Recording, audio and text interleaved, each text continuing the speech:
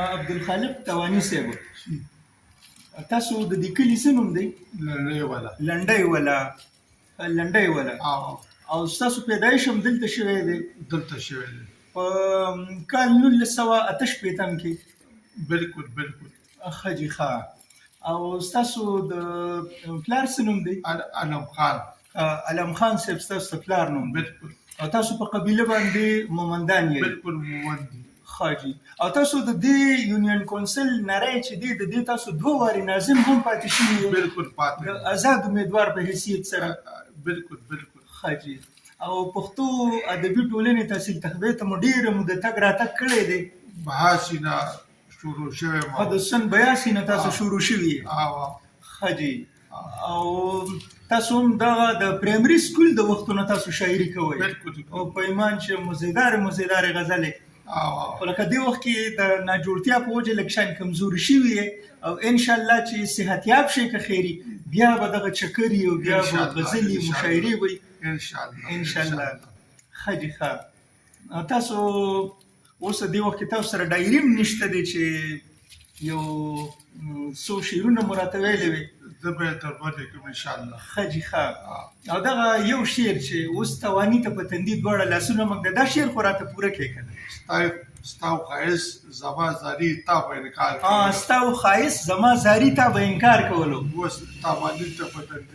اوس تواني ته په تندي دواړه لاسونه. ډېر ښه تواني. دا شعر په ایمان تاسو دا غزل ووایئ که نه او دا مختم ووایئ نو بس دومره مزیداره په ما ولګېده. په هغه وخت کې کله چې به په تخبې کې په غفره پریس کلب کې به مشاعرې کېدلې او د وحید ګل وحید صاحب په دوران کې که نه؟ بالکل.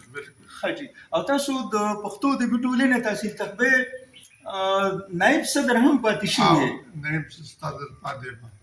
لکه په نورو خدو ځکه نه یې پاتې شوي چې تاسو ذمهواري مصروفیت به ډېر او تاسو به ذمهوارۍ نه قبلولې او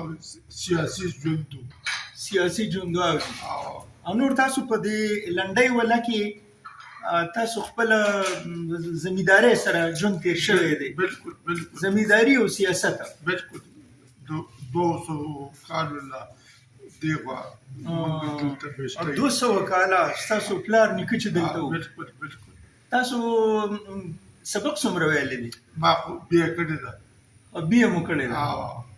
دا ګوره ورته الحمدلله تاسو ډېر ښه تعلیم یافته یې او دویمه خبره دا چې ډېر خوږژبي شاعر یې او نورو د وحید صاحب سره نیکنام صاحب دي سره اسرا شاکار صاحب دي سره وغیره دي سره ستاسو ښه محفلونه شوي دي وزیر صاحب دي سره.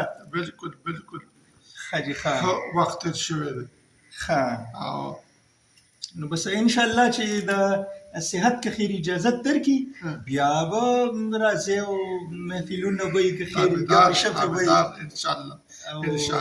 انشاءالله. او خامخا به ځکه راځئ که نه تخبې ته خپلې ټولنې ته کومه چې ستاسو پښتو ادبي ټولنه تحصیل تخبې هغې ته به خامخا بیا په خپله باندې ځکه راځئ چې ستاسو هغه نیمګړتیا محسوسېږي چې چا ستاسو د غزل نه خوند اخیستی. انشاءالله درځو. جی. اوس دې وخت کې مونږ په لنډۍ ولا کې ستاسو په دې دیره کې ستاسو په حجره کې ناست یو. بالکل.